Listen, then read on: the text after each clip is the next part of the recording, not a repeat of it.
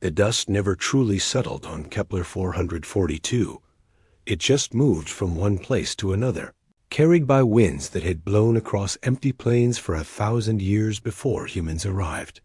Marcus Thorne watched it swirl outside his window, caught in the amber light of the setting binary suns. His coffee had gone cold an hour ago, but he kept holding the cup anyway. It gave his hands something to do. The homestead wasn't much. Prefab walls reinforced with local stone, solar panels that worked half the time, and a water recycler that groaned like a dying animal every third day. But it was his. No corporation breathing down his neck, no city crowds pressing in from all sides. Just Marcus, the wind, and the endless quiet. His dog, Copper, lay sprawled near the heating unit, too old to care about much except food and warmth. The animal had been with him since Earth, back when Marcus still believed in things like progress and community.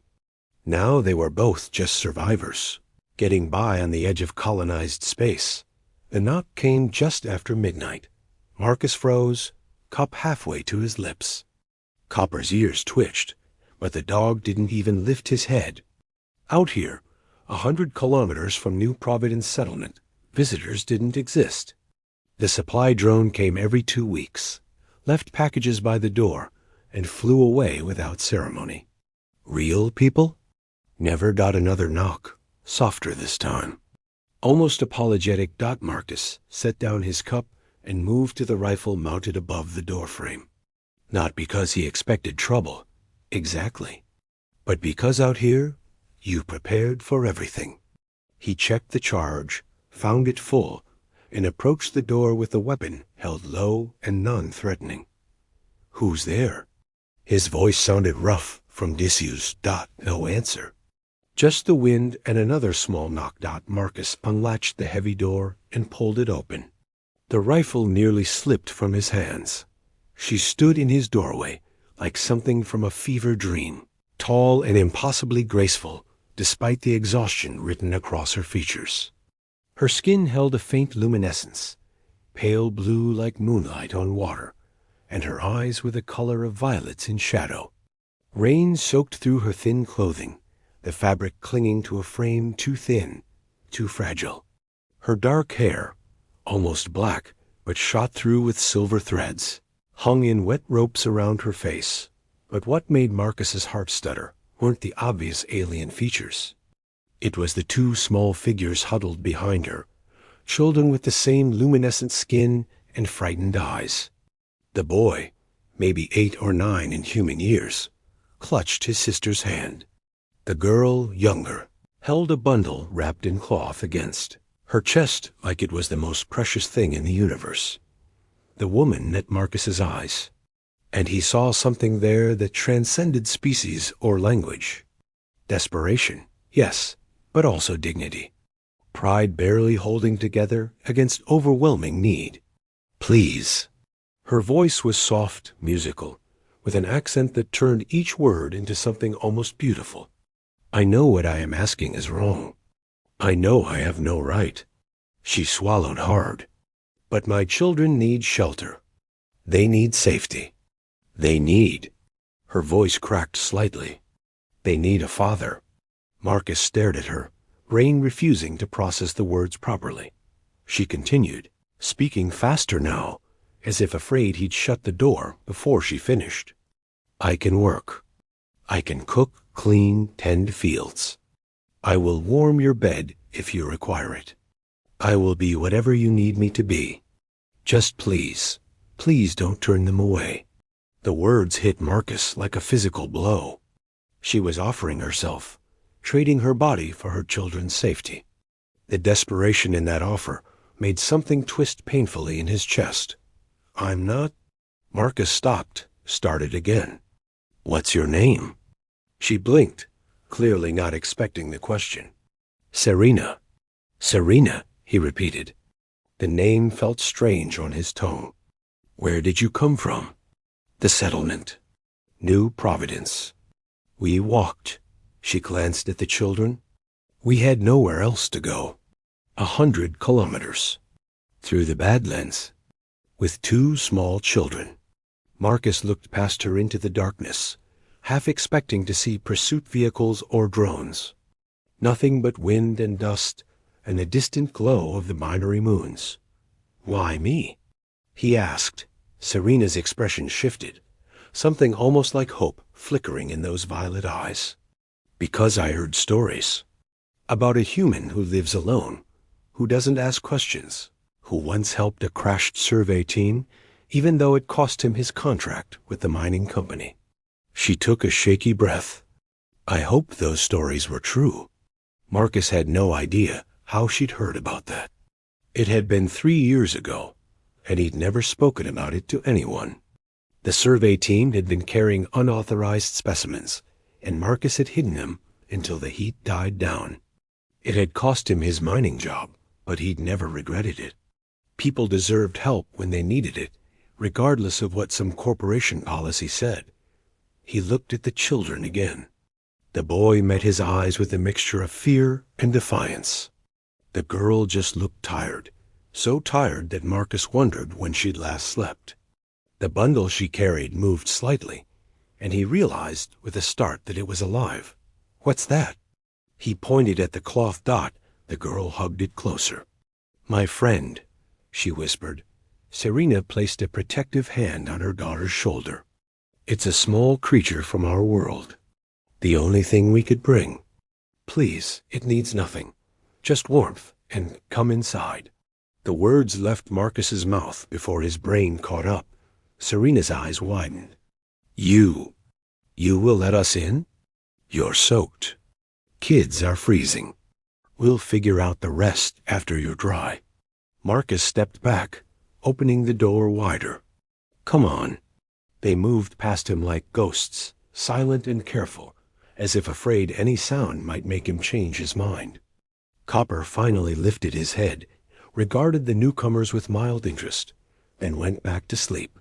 Some guard dog. Marcus closed the door against the wind and turned to find them huddled together in the center of his small living space, dripping water onto the floor. Serena held both children close, and Marcus could see her trembling. From cold, from fear, from relief, probably all three. "Bathrooms there." He pointed. "Towels in the cabinet. I'll find you something dry to wear." "Thank you," Serena whispered. "Thank you so much." Marcus nodded, not trusting his voice. As they disappeared into the bathroom, he stood alone in his living room, listening to the sound of water, dripping and wondering what in the hell he'd just gotten himself into. The bundle the little girl carried moved again, and a small chirping sound emerged from the folds of cloth. Marcus walked over to where they'd left it on his couch and carefully pulled back a corner of the fabric. A creature about the size of his hand looked up at him with too many eyes, its skin shifting through different colors, like a mood ring. It chirped again, a sound almost like a question. "Yeah," Marcus muttered. "I don't know either." Outside, the wind continued its eternal song across the plains of Kepler 442. Inside, something had changed. Marcus couldn't name it yet, couldn't understand it, but he felt it in his bones, in the way the air seemed different, charged with possibility and danger in equal measure. A widow with violet eyes and two frightened children had knocked on his door at midnight. And fool that he was, Marcus Thorne had let them in. The bathroom door opened. Steam drifted out, carrying the scent of soap and something else, something floral and alien. Serena emerged wearing one of Marcus's old shirts, the fabric hanging nearly to her knees. Her hair was wrapped in a towel, and without the rain and exhaustion masking her features. Marcus could see she was beautiful in a way that made his chest tight. She met his eyes.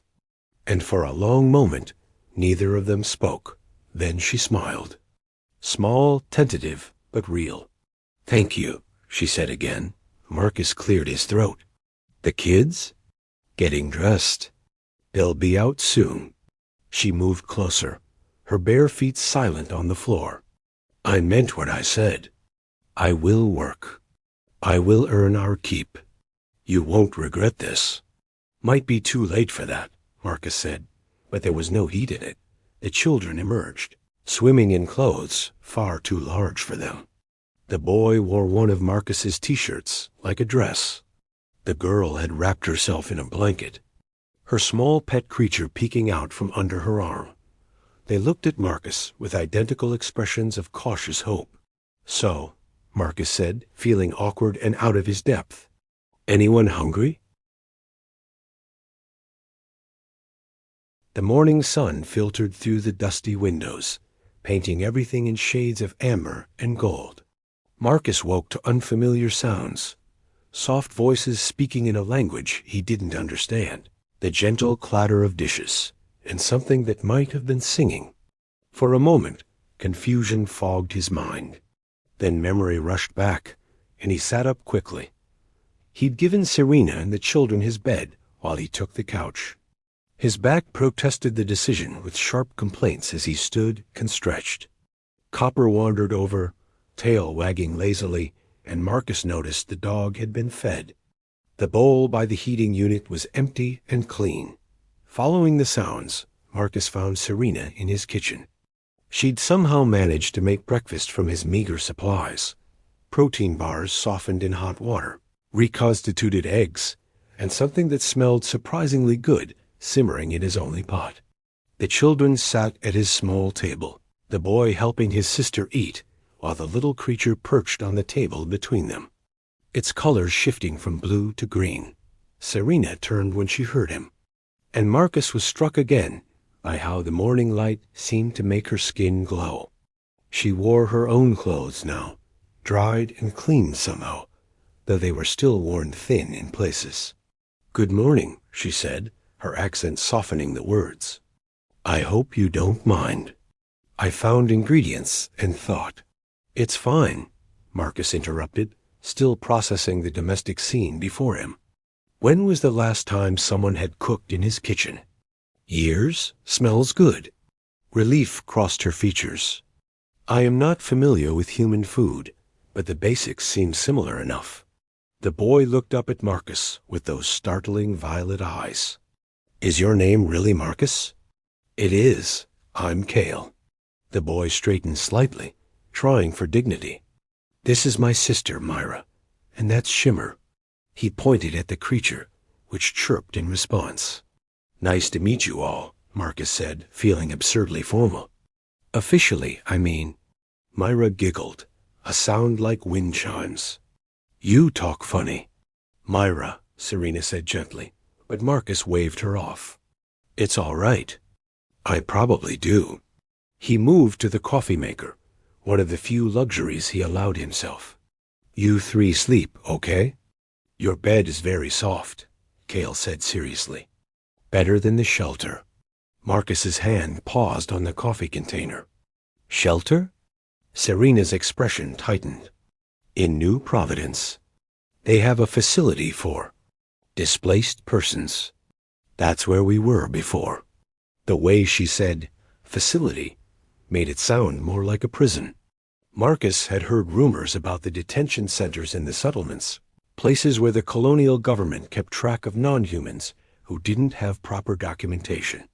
The rumors weren't pleasant. "Why'd you leave?" Serena's hand stilled on the pot she was stirring. "Because they were going to separate us. Send Cale and Mira to different facilities while they processed our case." "I couldn't." Her voice broke slightly. "I couldn't let them take my children." Marcus absorbed this, anger building slowly in his chest. "So you ran." "We walked," Cale corrected. "For 3 days. Mom carried Mira most of the way. 3 days. 100 kilometers. Marcus looked at Serena with new respect.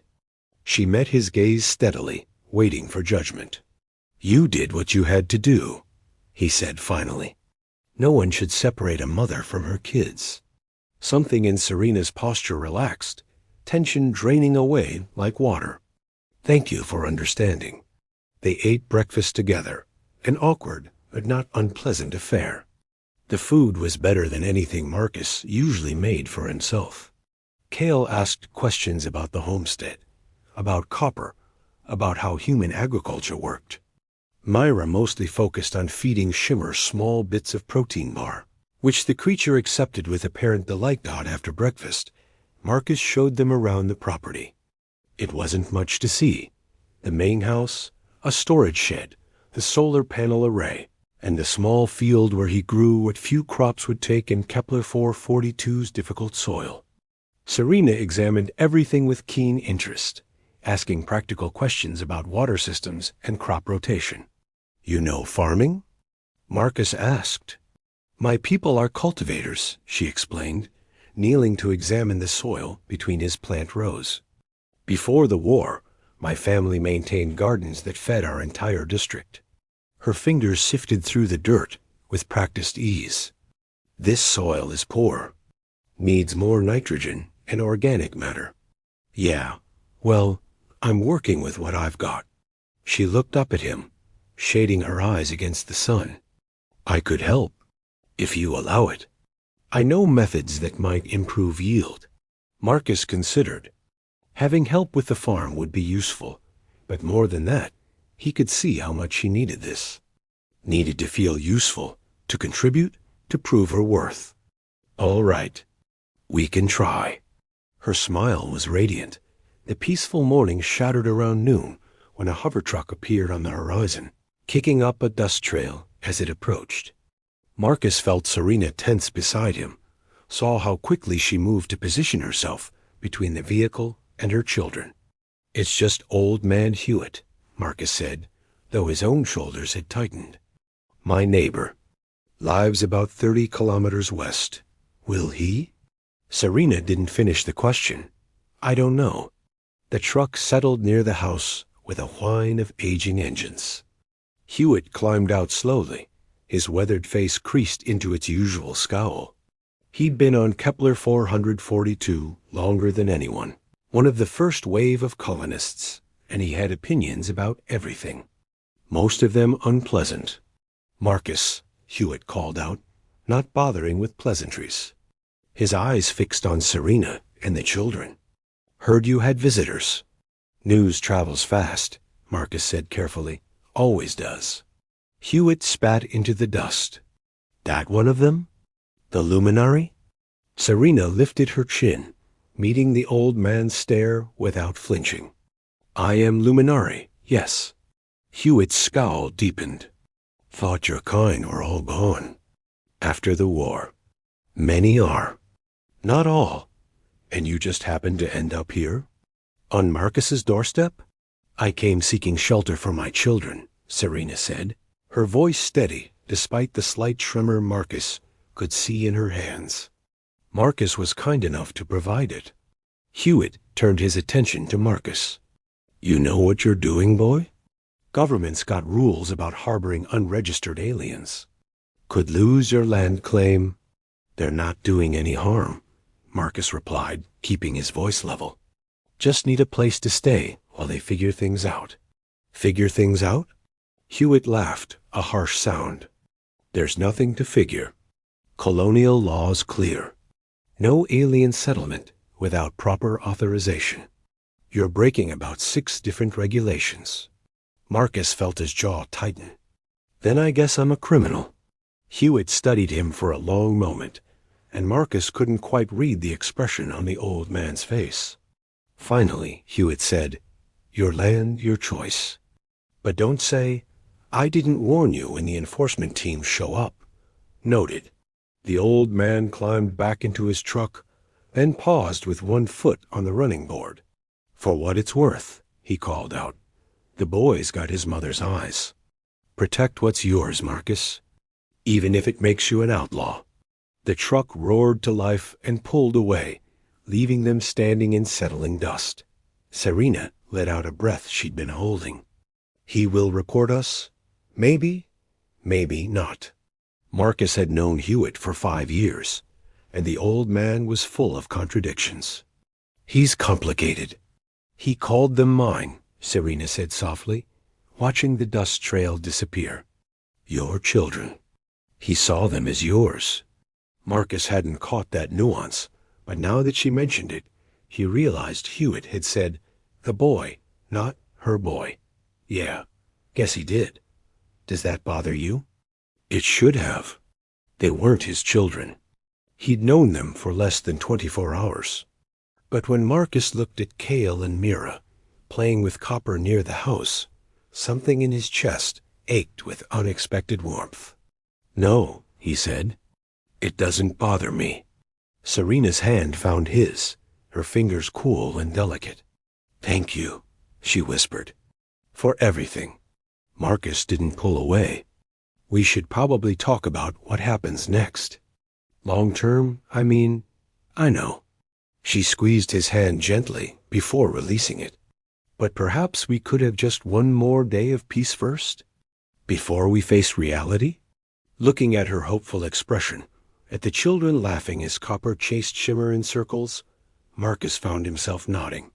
One more day. That evening, they all sat on the porch, watching the twin suns set. Cale asked Marcus about the stars, which ones were visible from Earth, whether humans missed their home planet. Mira fell asleep, curled against Serena's side. Shimmer nestled in the crook of her arm. My husband loved sunsets, Serena said quietly, her voice carrying in the still air. He said they were proof that endings could be beautiful. Marcus glanced at her. You don't talk about him much. It hurts to remember. She stroked Myra's hair, absently. His name was Taven. He was gentle, kind, everything good. When the war came, he tried to protect us. He died for it. I'm sorry. So am I. She looked at Marcus, and in the fading light, her eyes seemed to hold entire galaxies. But I think he would approve of this. Of you. He always said humans had capacity for great kindness when they chose to show it. Most of us are just trying to get by, Marcus said. That's all anyone can do. Serena leaned her head back against the wall. Get by, survive, find small moments of peace. Maybe that's enough. Cale yawned and leaned against Marcus's other side, a movement so natural and trusting that Marcus felt his heart constrict. The boy's warmth seeped through his shirt, solid and real.